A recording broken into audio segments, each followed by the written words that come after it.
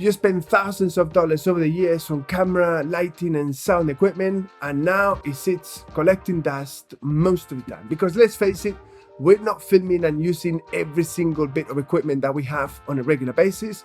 So in this video, I'm gonna give you 10 ways that you can monetize and generate passive income from the equipment that you already have. List all the equipment that you have in websites like Fat Llama, Wadio or ShareGrid. The beauty of this is that you don't have to do any paperwork, you don't have to do any verification, you don't need to check anybody's insurance. These platforms do everything for you. So you just list equipment and people book it through their platform. They take a small percentage fee, which might be 10, 15, 20%.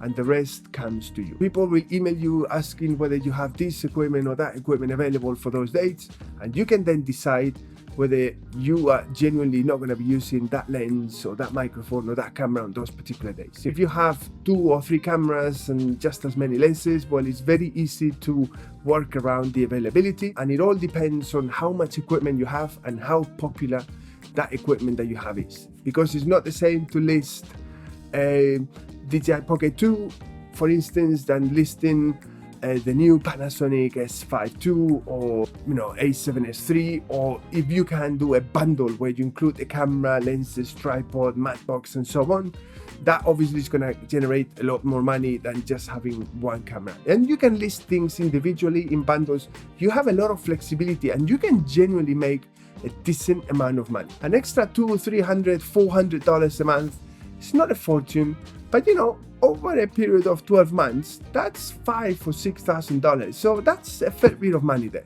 This may sound complicated, but trust me, it's very easy. And you need to understand one thing.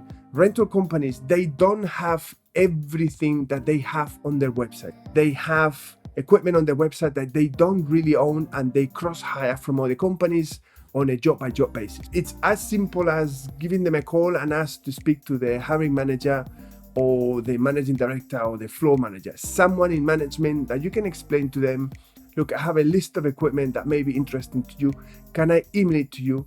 And then we can work on a share revenue basis. What I propose to rental companies with my equipment is we work on a 50% share revenue. You can decide to leave all the equipment with them, and then they use the equipment as if it's theirs. They might label it as if it's theirs, and you genuinely want that to happen because you want to make sure that the equipment that they hire out to whoever comes back and it doesn't end up in another rental company or God knows what, so they probably have to label it everything.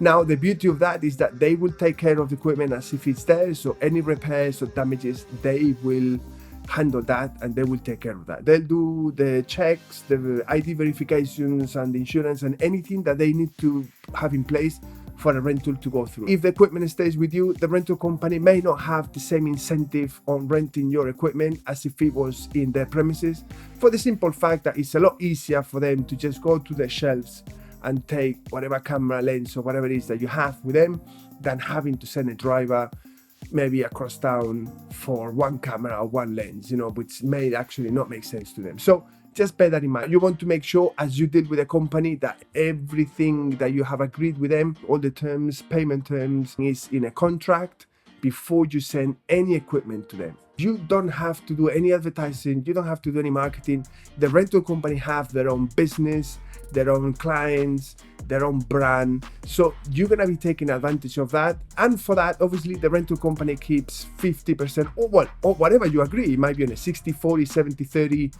on either side. This is something that both parties agree on. But let's say that we work on a 50-50 basis. If they list the camera for say $100 on their website, the client might actually end up paying $50, $60 or $70. So if they were to pay $60, you would get 50% of those $60. So that would be $30. You need to think in terms of volume rather than single rentals. Okay, a rental company may give you 20, 30, 40 rentals a month, whereas a website like Fat Llama or ShareGrid may only give you 5 or 6 a month. The rental company will be saving money from having to cross-hire equipment from another facility and sending the drivers, whereas they'll pay 50% of their fee, but they have the equipment on the shelf. So you literally have to do absolutely nothing. You get a rental report at the end of the month, And then after 2, 3, 4 months or 6 months, however minimum period you agree with them, you can then decide whether this is financially worth it or whether you want to move your equipment to another facility. At the end of the day, it's your equipment and you decide. But I think this should be one of the first options that you should consider.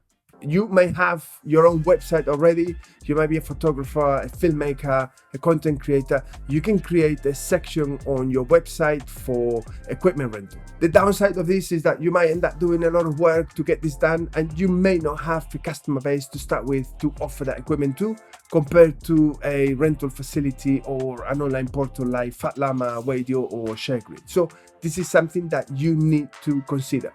This is probably the least attractive because if anybody rents directly from you, you need to do all the verifications, all the ID checks. You want to make sure that the person or the company has insurance in place. And that's a lot of donkey work that you need to do to keep 100% of the rental. In my opinion, I'd rather lose 15 or 20% of that and then a company takes care of that, or having a 50-50 share revenue split with a rental facility where I literally have to do nothing. I don't have to upload. I don't need to take any photos. It goes straight onto the website. And all I need to do is just get a monthly statement at the end of the month and money 30 days or 60 days or whatever your payment terms are. But this is an option because you may be in a different situation. You may have that customer base that you can reach out and say, look, I have all this equipment and it's available to rent. Depending on how long you've been in the industry, you might have been working for a couple of years or for 10, 15, 20 years. And if that is the case, you've probably worked with a lot of production companies in pretty much every corner of your city or your town or your state. So what you can do is just reach out to those companies and give them your inventory and say, look, I have all this equipment available to hire. If you have any jobs coming up, consider having a look at this list and I can work out an agreement with you, because production companies are always looking at ways to reducing costs so that they can keep more of the budget in-house. So if they can save 10, 15, 20% by renting equipment directly from you, they will definitely consider it. They will have many jobs where that's just not even a possibility, but not all production companies do high-end production work every single time. They might do one high-end job a month or two, but they might have a lot of bread and butter work that needs mid to low-end equipment. And the advantage of that is that maybe you haven't dealt with this company for a number of years and you are reconnecting with them, and maybe there is some additional work that comes on the back of this because they have re-engage with you after a number of years or months. So this could well be a very lucrative option. And just as you did before, reaching out to production companies that you worked with in the past or past clients, you could do the same thing with production companies that you have never dealt with before, but they are in your same city or in your same borough or in your same area. Because all production companies are on the same boat. You have a budget that has been agreed by the client, and their profit comes from how much they can save from that budget. So a lot of production companies will be interested in renting out equipment from individuals, providing that suits the type of work that they do. Now, the way to do this is, again, you pick up the phone and you ring and speak to the line producer or the head of production, and you explain to them that you have all of this equipment available for rental.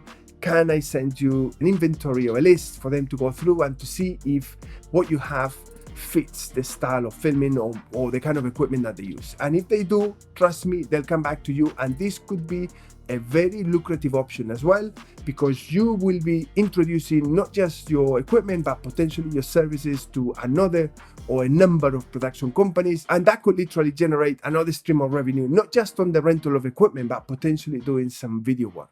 You have all of this equipment available to you and you know how to use it, so you can give advice to people that may be looking into that equipment or that filming strategy.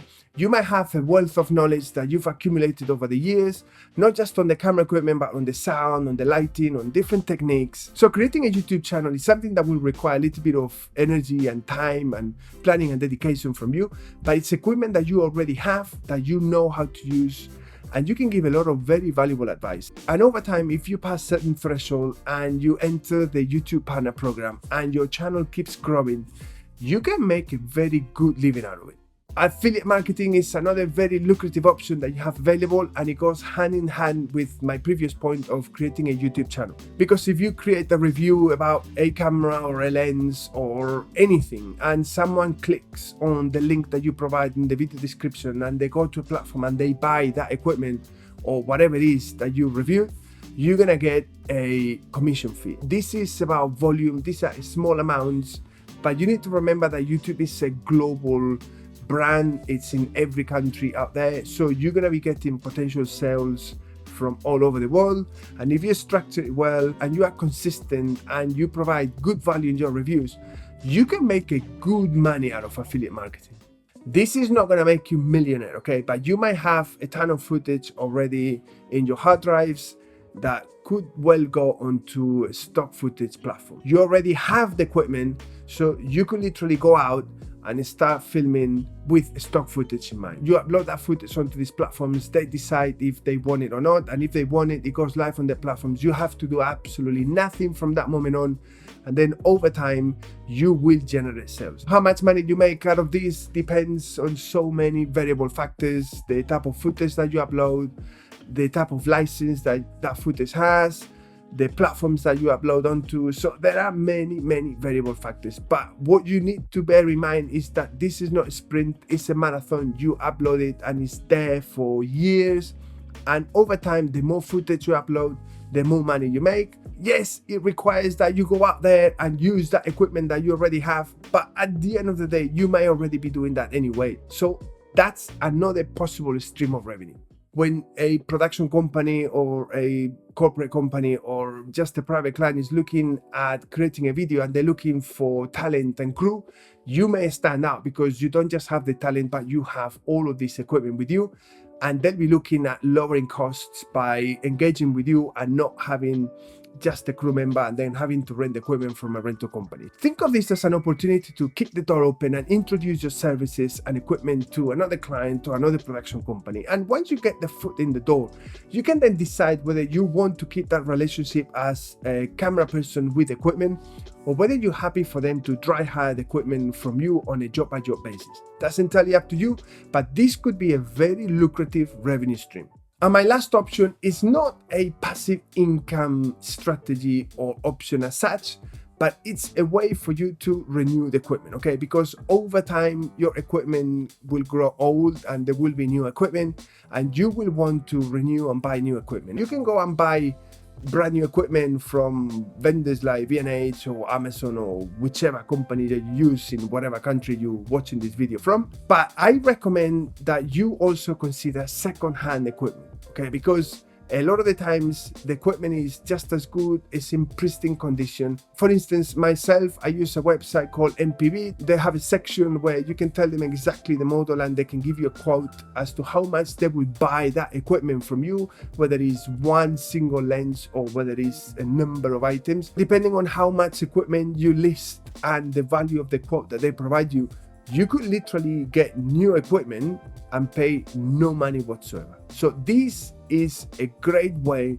to renew your equipment. You could be making good and steady income from equipment that is 2, 3, 4, even 5 years old or even older. The most important thing is that you maintain it well and it's in good working condition. And if you put in place any of these options or a combination of all of them, you could literally be making a fair bit of money on a regular basis. So there you go. I hope you enjoyed this video and you found something interesting. If you did, give it a thumbs up. It helps with the YouTube algorithm. Subscribe to the channel if you haven't done so already. It's nice to see the numbers going up.